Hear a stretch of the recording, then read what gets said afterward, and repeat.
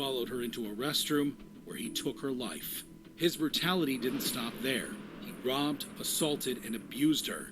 Afterward, he disposed of her lifeless body by placing it in a garbage bin. Look at this fool wearing a mask.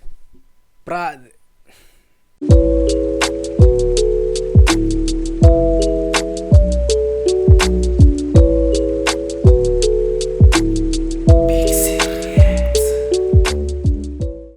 What is going on, beautiful people? It's your boy Bixie. Welcome back to another video. So today, guys, we are reacting to dangerous kids, reacting to life sentences, man. Let's just check it out, man.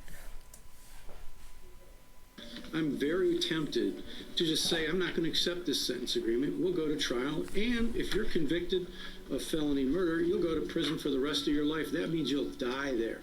That's what I'm tempted to do.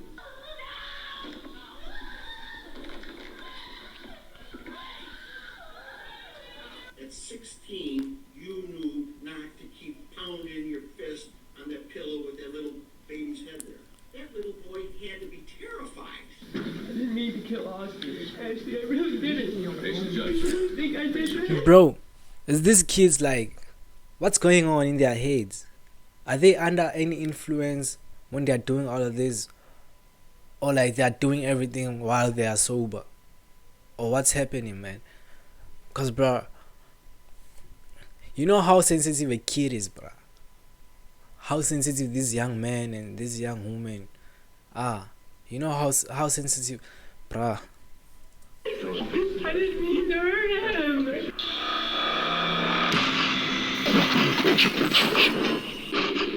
A 14-year-old Philip Chisholm. He is pure evil, and evil can never be rehabilitated. You must imprison this killer for the rest of his life. A 9th grader who's in court for murdering his 24-year-old school math teacher, Colleen Ritzer, on October 22, 2013. Colleen was known for her dedication to her students, and on that fateful day, she had asked Chisholm to stay after school for additional lessons. Little did she know that her kindness would lead to a horrific end. Chisholm came prepared with a knife, a change of clothes, and gloves. He followed her into a restroom where he took her life. His brutality didn't stop there. He robbed, assaulted, and abused her. Afterward, he disposed of her lifeless body by placing it in a garbage bin. Look at this fool wearing a mask. Bruh. And dragging it behind the school. In a futile attempt to cover up his crimes, Chisholm went into town and used Ritzard's credit card to buy a movie ticket. However, he was traced down and arrested by the police the next morning. He still had Colleen's blood on his hands. While the magnitude of Chisholm's crimes is daunting, his courtroom behavior will leave you in disbelief. Philip Chisholm faced multiple charges, including murder, aggravated rape, and armed robbery.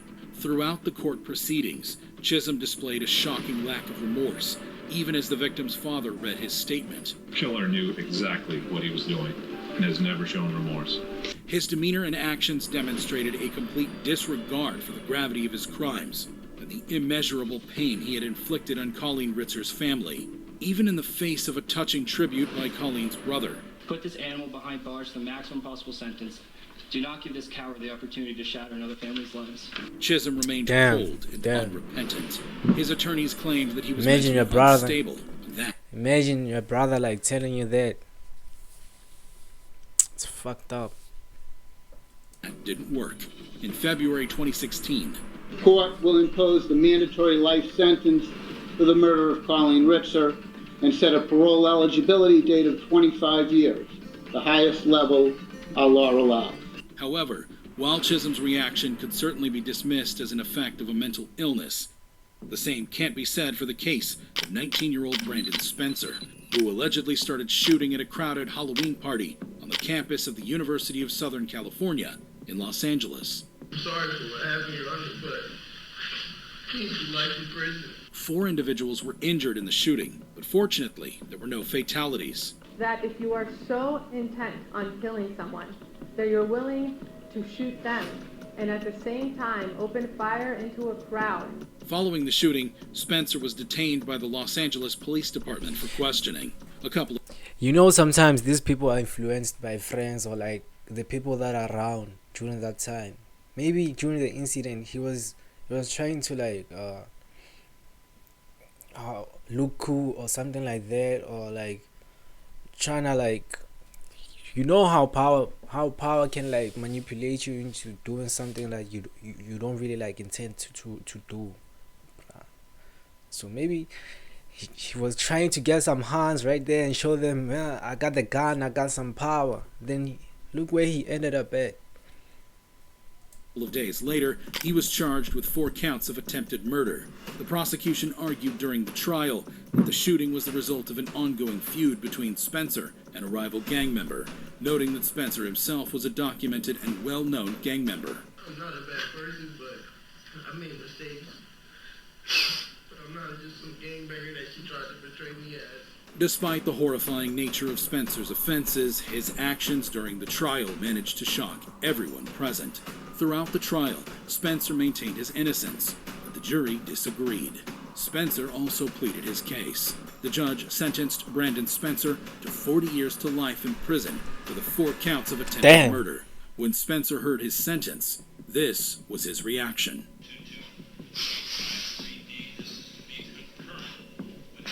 However, while Spencer's behavior raised eyebrows, it's nothing compared to the explosive actions of 15-year-old Conrad Schaefer during their trial. This was a 15-year-old who was out semi-automatic rifle shooting up. Schaefer shocked Osceola County when he and his friends began randomly shooting at the residence, resulting in the tragic death of 17-year-old David Guerrero, who was on his way to work. Before the shootings, Schaefer had persuaded his father to purchase a .45 caliber Hi-Point carbine and 100 rounds of ammunition. He allegedly took the gun from his house while his father was asleep, marking the beginning of the neighborhood's nightmare. Conrad Schaefer and 3 of his friends, David Damas, Victoria Rios, and Juan Muriel. 3 of his friends, David Damas, Victoria Rios. Victoria. Why are females always involved in these tragedies, man? Why?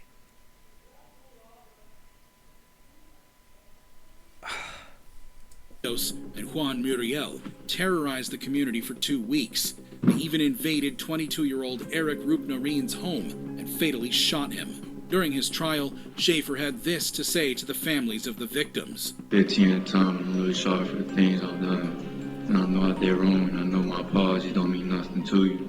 And I know they ain't gonna change how you feel about me. Families of Eric Rupnarin also seem to agree. Eric was my grandson. He was my helper to me and my wife. At this time, my family and I had no intention to forgive the guilty because of such a heinous and brutal crime that was done to my grandson, Eric Rupnarin. Schaefer eventually pleaded guilty. Grandpa saying that with a lot of grief. Guilty to 2 counts of first-degree murder, with over 22 incidents of gunfire damaging homes and vehicles. He was sentenced to 2 consecutive life sentences, with the judge stating that if Schaefer had been just 3 years older, he would have received the death penalty. However, Conrad Schaefer isn't alone in their courtroom actions. Let's not forget the infamous incident involving 15-year-old Martise Fuller, who's facing charges including murder in Kenosha County, Wisconsin. I stopped in my doorway, and I looked at him, and I said, "Oh my God, Martise." I said, "Please, you don't have to do this." And he looked at me, and he said, "Yes, I do." Fuller broke into his ex-girlfriend's house with a handgun and fatally shot his ex-girlfriend in her bedroom while she was listening to music. Her mother, who rushed to the scene upon hearing the gunshots, confronted the assailant and was shot twice, but survived. During the trial, he showed little emotion. Fuller pleaded not guilty, but the jury ultimately found him guilty on 3 counts. We, the jury, find the defense. You see it with these men who are like, who cannot move on. Like, why, bruh? When a girl doesn't want you, just let her go, bruh. You'll find there's a lot of girls in this world. You'll find your perfect, like your perfect match, bruh. Why? But I guess, man, there's something going on in their heads. Defendant guilty of first-degree intentional homicide. At his sentencing, Fuller, perhaps for the first time in the courtroom, displayed some emotion. However, he continued to assert his innocence and delivered a statement through his attorney, expressing his apologies to the family. Mr. Fuller's prepared a statement that he asked that I read on his behalf. Martise writes, "Wholeheartedly, I wanted to write this giving my sincerest apologies to this family I once shared time and love with. Truthfully, I am sorry about the pain you've all suffered through this, but more importantly, the loss of my ex-girlfriend Kaylee that I loved too. So I am sorry, despite the... If you loved someone, would you kill them? Imagine you're not being able to handle the pain of them leaving you while they are alive. Imagine like leaving you forever. You'll never see them again. How is that going to like... The hatred that is against me, I still am sorry. But I have to continue to stand innocent because I am. And I know that I've barely showed emotion throughout my time, but in all honesty, it is because it's hard to have tears left to cry knowing my mom lost a son, one of her children too. But I am sorry, and I hope you all can eventually see in your hearts and vision that I am not the person the media has made me out to be. The judge, however, wasn't convinced that Fuller could do better in the future. You are a very dangerous and a damaged human being. So in the interest of protecting the public, acknowledging the seriousness of these acts, the court orders that on count 1, you are sentenced to life in prison without eligibility for extended supervision. Despite the gravity of his sentence, Fuller appeared largely unaffected. However, as we saw Fuller's unconcern with his sentence, it brings to mind the strikingly similar response of Jennifer Mee. When I walked Jennifer out, Mee. I was to the corner. I heard the first gunshot. After the first gunshot, I ran. At 15, Jennifer Mee became popular as the Hiccup Girl due to her sudden bout of uncontrollable hiccups. She even appeared on shows and events. Eventually, she was cured, and her popularity ended. But Jennifer wasn't satisfied. She needed the fame, so she and her boyfriend Lamont Newton and another friend, Lauren Rayford, set up a robbery with victims she had met online. The trio lured a 22-year-old man to a vacant home where they robbed and fatally shot him, taking $50 as the reward. As if Jennifer's offenses weren't enough. $50. $50. 50. It could have been better if it was $500,000, like $500 million, $500 billion.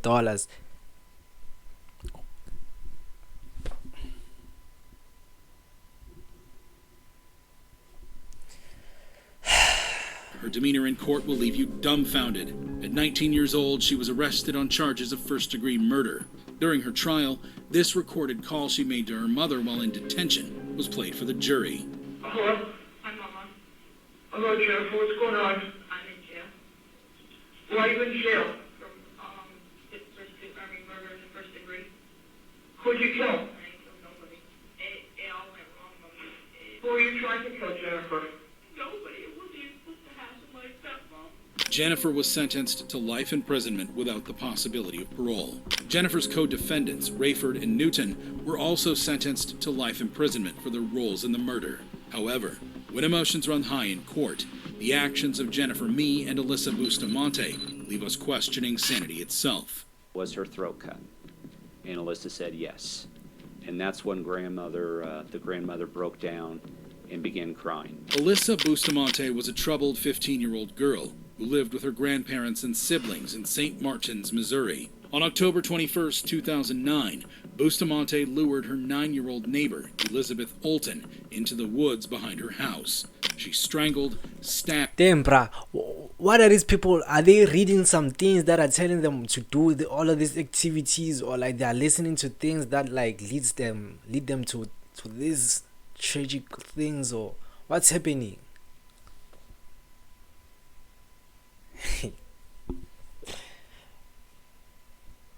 This is another level of being fucked up. This level of fucked upness, it's too much. Yes. Stabbed and slit the throat of the innocent girl, then buried her in a pre-dug grave. I just wonder what it would be like to kill someone. You still have time to dig a grave to bury someone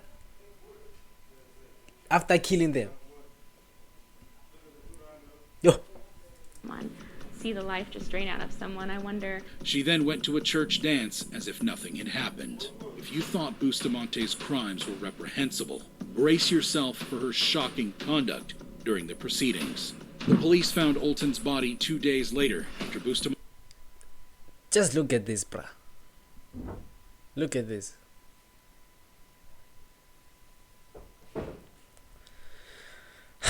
Monte confessed to the murder. She was arrested and charged with first-degree murder and armed criminal action. She pleaded guilty to a reduced charge of second-degree murder in exchange for avoiding a trial and a possible life sentence without parole.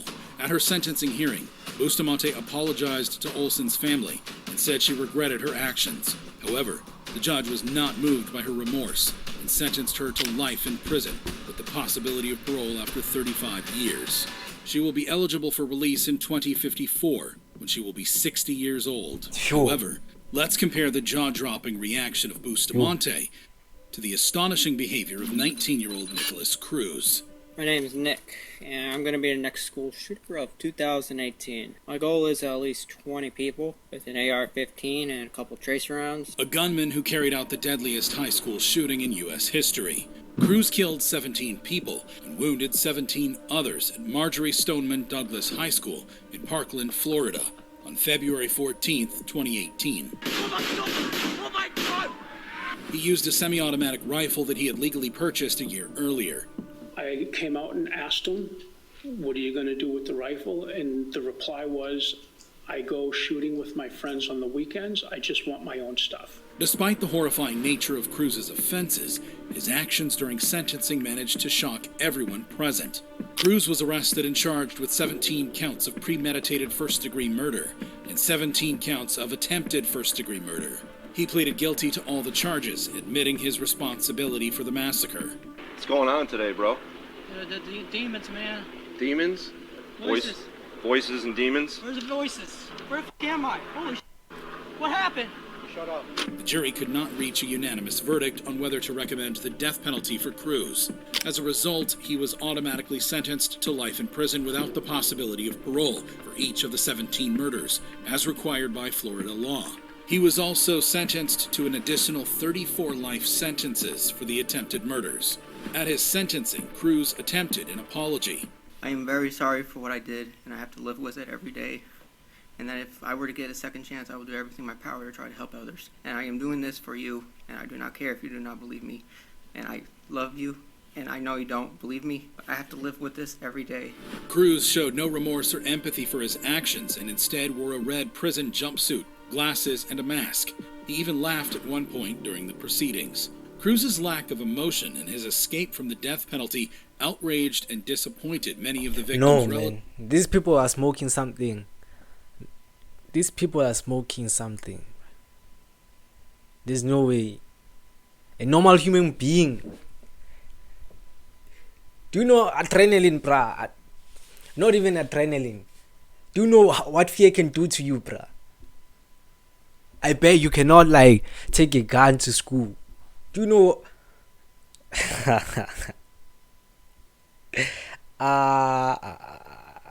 Relatives who had hoped for a different outcome. However, while it was clear that Cruz didn't care about the years he was going to spend in jail, his behavior in court was very different to that of 19-year-old Keandra Cook. I know. A high school I know this girl. I know her who from used a social dating media. app to set up a robbery scheme with her boyfriend, Kendrick Bass. Cook lured Perry Nida, a Palm Coast man, to a secluded spot in South Daytona, where Bass and others attacked him and his friend, Emmanuel Purcell, who had accompanied him. Bass shot Purcell in the chest, but luckily he survived.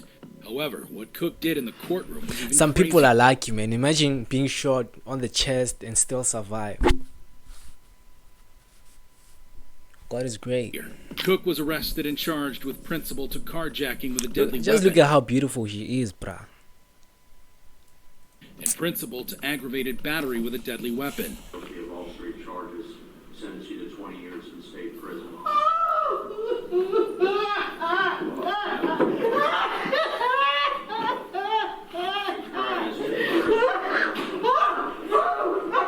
Cook was later allowed to withdraw her plea and cooperate with the state to testify against Bass, who was also charged with attempted murder. She entered a new plea deal and received a reduced sentence of 11 years in prison and 20 years of probation. You got good in you, and I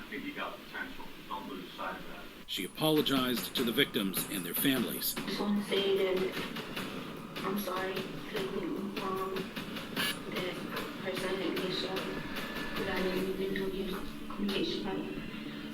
My boyfriend and his friends did threaten me to do this. However, this wasn't the only... Why can't we like control our emotions sometimes? Why can't we control our emotions sometimes? Why? Is it because of the temporary pleasure? Or like trying to get some validation from people, from your friends, from the people around, or friends, or